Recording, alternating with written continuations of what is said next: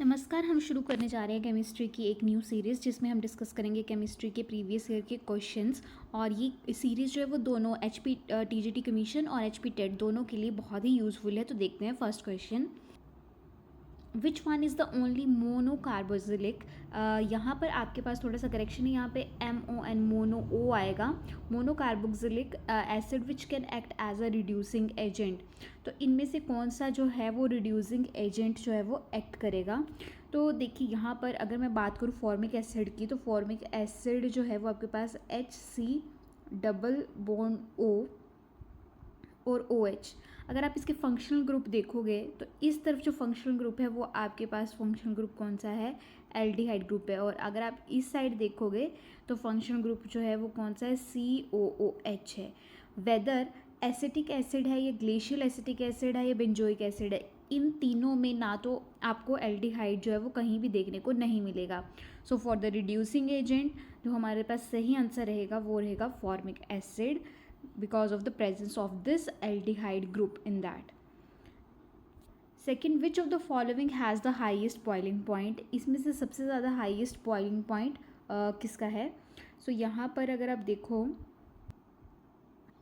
Methanol का जो chemical formula है वो देख लेते हैं। वो है हमारे पास 3OH और इसके बाद इथेनॉल है। इथेनॉल का जो केमिकल फॉर्मूला है वो क्या हो जाएगा आपके पास, C2H5 एंड OH।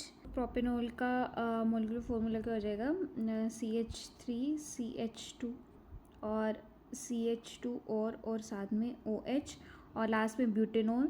तो ब्यूटेनॉल में CH3CH2 एंड OH।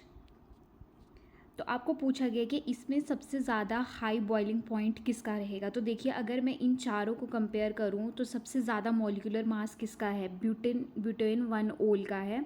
जिसका ज़्यादा मॉलिक्यूलर मास होता है उसका ही बॉइलिंग पॉइंट सबसे ज़्यादा होता है। So option number D is the right answer. Move to the next question. Which of the following compounds will not undergo azo coupling reaction with the benzene diazonium chloride।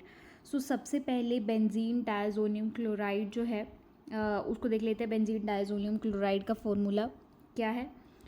तो ये इस तरीके से होता है benzene diazonium chloride, benzene ring और उसके ऊपर रहता है आपके पास N2Cl। अब देखो ये जो N2Cl है खुद क्या है, ये एक इलेक्ट्रोफाइल है। इलेक्ट्रोफाइल क्या होता है, इलेक्ट्रोफाइल वो कंपाउंड्स होते हैं जो उनके पास क्या होता है, इलेक्ट्रॉन डेफिशिएंट होते हैं, इनको इलेक्ट्रॉन्स चाहिए होते हैं। अब ये किसके साथ रिएक्ट करेगा, न्यूक्लियोफाइल के साथ ही रिएक्ट करेगा। और अगर आप ऑप्शन में देखो तो ऑप्शन में आपको जो है वो aniline, then phenol, anisole and nitrobenzene. So aniline आपके पास क्या हो गया, NH2 और आफ्टर दैट एनिलीन के बाद फिनोल, बेंजीन रिंग और उसके ऊपर OH फिनोल हो गया। And anisole is equal to benzene ring is और CH3 and last one is the nitrobenzene. तो आपको ऑप्शन में ये 4 ऑप्शन देंगे कि इनमें से कौन सा जो है वो रिएक्ट करेगा आपके पास बेंजीन डाइजोनियम क्लोराइड के साथ। तो देखो यहाँ पर ये जो आपके पास नहीं रिएक्ट करेगा। NH2 भी क्या है, एक न्यूक्लियोफाइल है क्योंकि नाइट्रोजन के पास लोन पेयर ऑफ इलेक्ट्रॉन होते हैं। OH भी एक न्यूक्लियोफाइल की तरह एक्ट करेगा, OCH3 भी न्यूक्लियोफाइल की एक्ट करेगा। पर यहाँ पर ये वाला जो कंपाउंड है नाइट्रोबेंजीन, ये न्यूक्लियोफाइल एक्ट नहीं करेगा क्योंकि इसमें रेजोनेंस होती है और इसकी इलेक्ट्रॉन जो है वो कहाँ शिफ्ट हो जाते हैं, towards the benzene ring. So the right option is the nitrobenzene, D. Nitrobenzene जो है वो यहाँ पर रिएक्शन नहीं देगा, कौन सी, एजो कपलिंग रिएक्शन।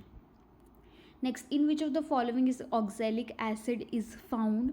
सो विनेगर में आपके पास एसिटिक एसिड होता है, ग्रेप्स में आपके पास सिट्रिक एसिड होता है, स्पेनिच में, so the right answer is the spinach जिसमें आपके पास ऑक्सैलिक एसिड होता है। लेमन में भी सिट्रिक एसिड होता है। Next question, an element react with oxygen to give a compound with a high melting point. This compound is also soluble in water. The element is likely to be। यहाँ पे 2 question है। सबसे पहले तो एक element है जो किसके साथ रिएक्ट कर रहा है, ऑक्सीजन के साथ। ऑक्सीजन रिएक्ट करने के बाद वो क्या देता है, हाई मेल्टिंग पॉइंट होता है उसका। और तीसरी चीज़ वो पानी में सॉल्युबल भी हो जाता है। तो सबसे पहले कैल्शियम, कार्बन और सिलिकॉन आयरन, ये चारों ही ऑक्सीजन के साथ रिएक्ट करते हैं। पर यहाँ पर जो आंसर है वो ऑप्शन नंबर ए ठीक है, कैल्शियम ऑक्सीजन के साथ रिएक्ट करेगा तो आपके पास मिलेगा कैल्शियम ऑक्साइड, और कैल्शियम ऑक्साइड जो है वो क्या होता है, वाटर में सॉल्युबल होता है। So option number A is the right answer. अगर आपको ये वीडियो का जो PDF वो चाहिए तो वो आप हमारे टेलीग्राम चैनल और इंस्टाग्राम पेज को जाकर जो है वो ज्वाइन करें, जो लिंक है वो डिस्क्रिप्शन बॉक्स में दे दिया गया है। Next question, deuterium is an isotope of the which element? So this is very easy question. So deuterium किसका आइसोटोप होता है? हाइड्रोजन का। हाइड्रोजन के 3 आइसोटोप हैं, protium, deuterium and the tritium. So आपको ड्यूटेरियम के बारे में पूछा गया है तो ड्यूटेरियम जो है वो हाइड्रोजन का आइसोटोप होगा। देखो कार्बन और क्लोरीन के भी आइसोटोप्स होते हैं, वो आप खुद या कमेंट बॉक्स में लिख दें कि कौन से उनके आइसोटोप्स होते हैं।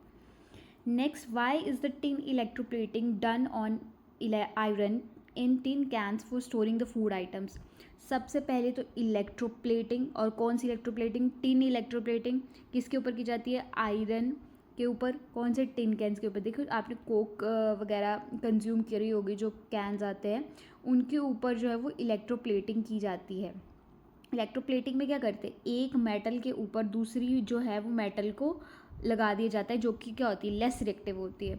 सो यहाँ पर जो सही ऑप्शन है आपके पास, देखो टिन इसलिए लगाई जाती है, tin is less reactive than iron, tin is more reactive than iron, tin is cheap, or none of the above. So the right reason is tin is less reactive than iron. tin less reactive होती है इसलिए उसको iron के ऊपर जो है वो लगा दिया जाता है। क्या? ताकि अगर कभी भी जो है वो ऑक्सीडाइज हो, ऑक्सीडाइज मतलब जंग लगने का खतरा हो, तो सबसे पहले जो बाहर से जो टिन है वो उसके साथ रिएक्ट करे, अंदर की जो आयरन है वो वैसी की वैसी सेफ रहे। Next question, the IUPAC name of this compound? So the IUPAC name of this compound, अगर आप इस कंपाउंड को ध्यान से देखोगे तो ये कुछ इस तरीके से है, H3, आफ्टर दैट CH और उसके ऊपर OH, and then CH2, then CH और CH3, और लास्ट में है आपके पास CHO। तो सबसे पहले नंबरिंग कहाँ से करेंगे? नंबरिंग यहाँ से शुरू होगी, 1 2 3 4 एंड 5, 5 कार्बन आइटम है। तो देखो फोर्थ पोजीशन पर क्या है आपके पास? OH हाइड्रोक्सी ग्रुप, तो 4 हाइड्रोक्सी। सेकंड पोजीशन पर मिथाइल है, 2 मिथाइल। अब देखो मैंने पहले हाइड्रोक्सी को क्यों रखा और मिथाइल को बाद में क्यों रखा? क्योंकि हाइड्रोक्सी H से शुरू होता है और मिथाइल जो है वो M से शुरू होता है, तो अल्फ़ाबेटिकली हाइड्रोक्सी पहले आया और M जो है वो अल्फ़ाबेटिकली बाद में आता है। सो 4 हाइड्रोक्सी, 2 मिथाइल, और इसके बाद कितने आपके पास कार्बन आइटम है? 5 कार्बन आइटम्स हैं, तो पेंटेन और एल्डिहाइड ग्रुप है। सो जो राइट आंसर रहेगा वो आपका रहेगा option number A, 4 hydroxy 2 methyl pentanal. ठीक है। नेक्स्ट क्वेश्चन है, which of the following is not a d block element?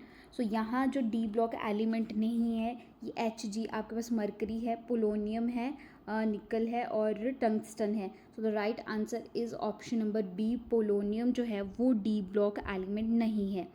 आप मुझे बताओगे कि वो कौन से ब्लॉक का एलिमेंट है। लास्ट क्वेश्चन, विच वन और if the vitamin is, sorry यहाँ पर थोड़ा सा मिसप्रिंट है, which one vitamin is soluble in the water? तो वाटर में कौन सा विटामिन जो है वो सॉल्युबल हो जाता है? सो E सॉल्युबल नहीं होता है, K भी सॉल्युबल नहीं होता, C सॉल्युबल है, D भी सॉल्युबल नहीं है। So option number C is the right answer. और अगर आपको ये वीडियो अच्छी लगी हो तो प्लीज़ चैनल को लाइक और सब्सक्राइब करके ज़रूर जाइएगा।